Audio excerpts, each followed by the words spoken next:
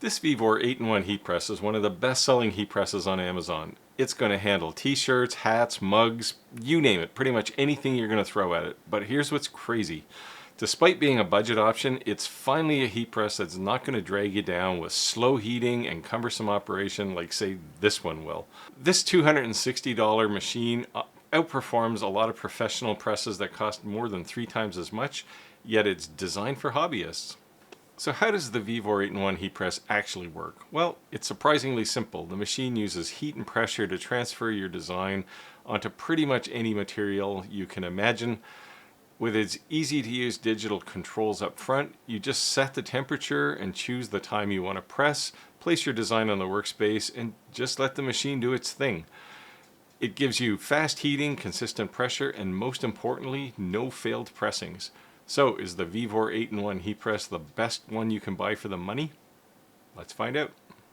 And I'll just start with some of the high-level specifications for this heat press, and then I'll show you what came in the box when I opened it. This heat press is really designed for hobbyists. It's technically not a professional heat press, but it does have a lot of those capabilities. So if you have a side hustle, you're just getting started, maybe in a t-shirt business or something, you can certainly use this heat press for quite a while before you'd be forced to buy something a little bigger. It's 15 by 15 inches, so you can fit an entire t-shirt, even a big design on here without any real troubles. The platen is fully swing away, so you can actually open the cover and turn it backwards, and then you have complete access to the workspace, so you don't have to worry about getting burned or anything. It does have a dual tube heating system in that platen, so that you get uniform temperature across the entire surface, so you don't have hot spots where maybe something will roll away after you wash it a few times. So no worries there. Top temperature 210 C or 410 Fahrenheit. I mentioned the work area 380 millimeters square, that's 15 by 15. Total power draw 1000 watts, so it uses a bit of power, but it is a heater. And that price, about 260 bucks. So you can't really beat any of that. Now let's take a look in the box. And of course you get the heat press itself along with the controller that mounts on the post. Then you get the hat press, which you can replace that with, 2 foam discs for doing sublimation plates, a separate press for doing mugs and tumblers, and 4 different heaters for that to do tapered or parallel side tumblers. So all in all, I think it's pretty cool. I'm going to try a few of these things. I'll show you how some of these work and what I was able to make with them. Now, since the Vevor heat press comes out of the box pretty much ready to go with a t-shirt, that's what I'm going to do first. But the first thing I'll have to do is adjust the pressure. You want fairly heavy pressure for a t-shirt, so I'll adjust it down a bit. Lay my t-shirt down, and I actually pressed it here just to get the wrinkles out, and then I'll lay the artwork down, size it up properly and get it aligned. Swing around the heat press, press it down, push the mode button, and really all you have to do at that point is wait. And I've set mine for about 35 seconds here. Lift it up, and you can take your t-shirt off, and it's ready to go. Once it's cool, you can gently peel off the film, and as you can see, heat press successful. It did an amazing job on this shirt, and voila. So very quickly you could have a t-shirt business going. I showed a couple of people the fact that I had a DTF printer and this heat press, and numerous people have asked me for shirts already. So without even trying, I could probably make some money on this and really pay for this heat press pretty quickly. Now the next thing that this press can do is press hats, and I'll be the first to say that pressing hats is not my favorite. Because hats don't always sit flat and they're hard to work with, but you can do it. And the way you start is you get the 2 pieces of the hat press. There's one for the top and one for the bottom, and you unplug the main plate because we're going to remove it. There's 2 wing nuts there. You can just turn them, and then that frees up the press. You take it off the big heating element and the foam, and then remove these 4 screws out of the base and take that off, and you'll see just an aluminum slot there, and that's where the base of the hat press goes. And then you put the heating part of the hat press up in the top part of the arm and plug it in, and it's pretty simple to make all of that happen. The challenge comes in when you actually put a hat on there, because it's going to be bulged and it won't sit flat, but you can press it down a little bit before you put the the logo or whatever you're putting on the hat. So put that on, center it, tape it down, then just press it like you would a t-shirt.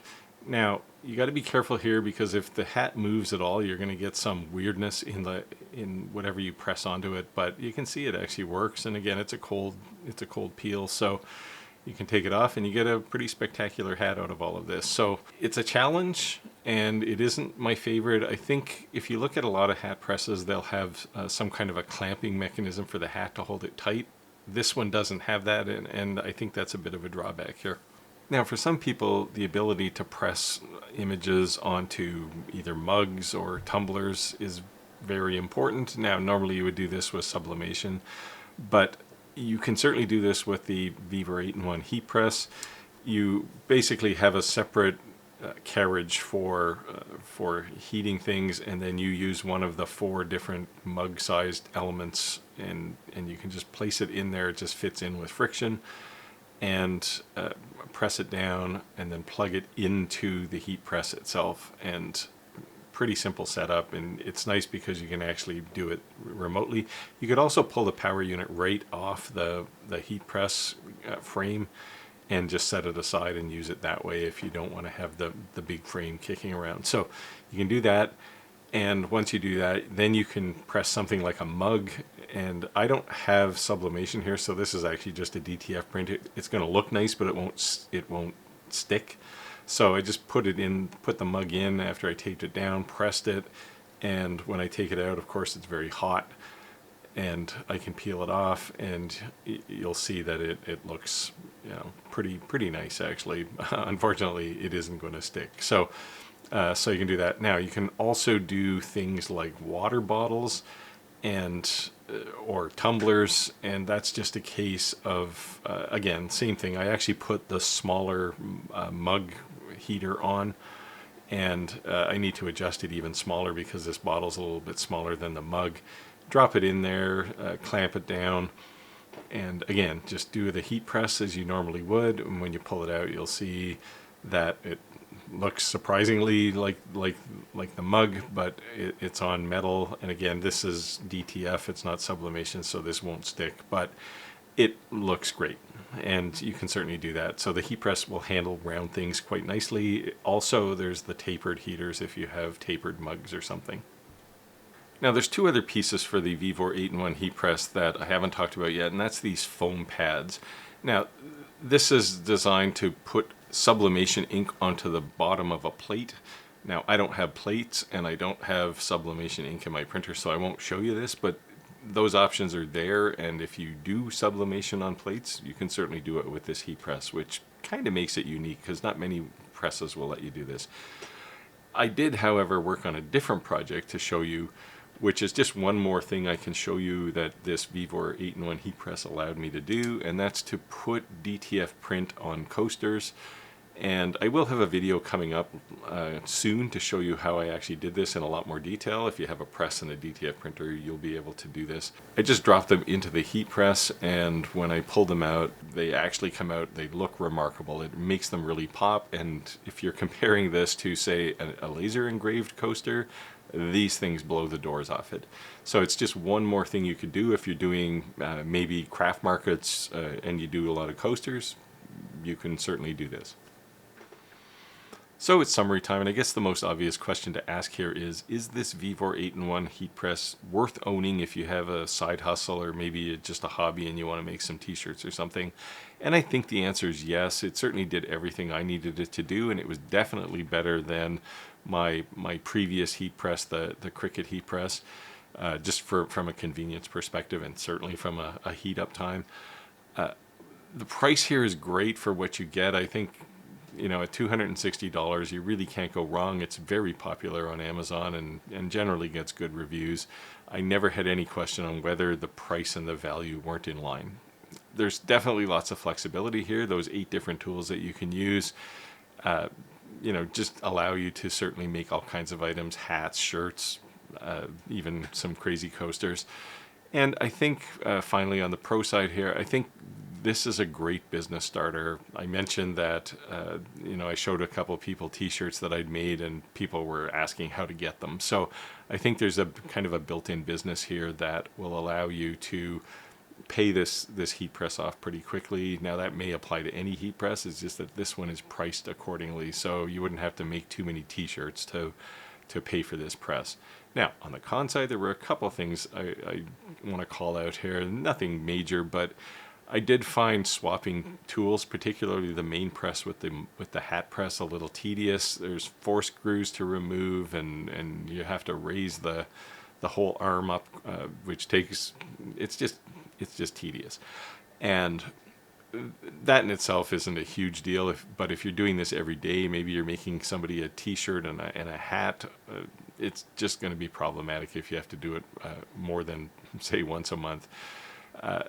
Overall, the quality here, I think, it's average. It's not terrible, but I did see a couple of things, particularly the control was kind of flopping around in its bracket.